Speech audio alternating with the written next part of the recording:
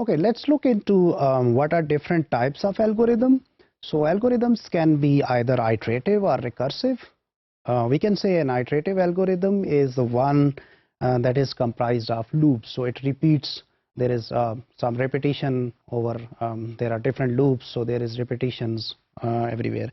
And in a recursive algorithm, that algorithm is a small piece of code, but that code repeats on itself. So that is the difference. So iterative algorithms are where there are the loops, and loops are sometimes computationally expensive. So we observe that recursive algorithms are more efficient and quick as compared to the iterative algorithms. We can also define a correct and an incorrect algorithm based upon what it's doing. So if it's giving you the required task, that is correct.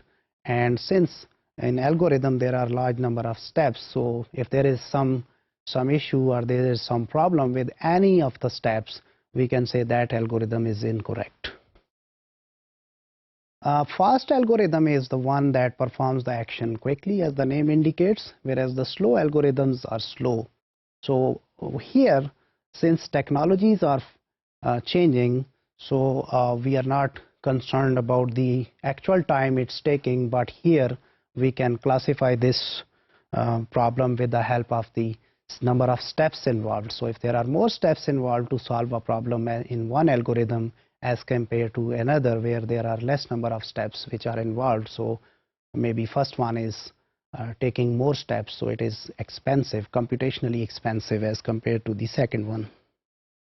So we can define that algorithmic problems into on the basis of their number of steps they take. So here is just a glance for the computational complexity. So there are different algorithms here, and we can say the complexity of the algorithm is some function of some input. We can say, we can define here, say some variable. So here we can take this variable as input size x. So there is one algorithm, its complexity is going in a logarithmic scale. The other one is we have square, right, and the other one is cubic. So the complexity of this algorithm depends upon the cube of this variable. So which one is computationally expensive? So if we look into the left hand side of the graph, so here are some input sizes which are 0 up till 12, and here are some computing or computational steps or sometimes intervals. So we can say that in the beginning, as we observe that log has more complexity. So log is actually taking more steps, but as the input size increases, the cubic is going higher.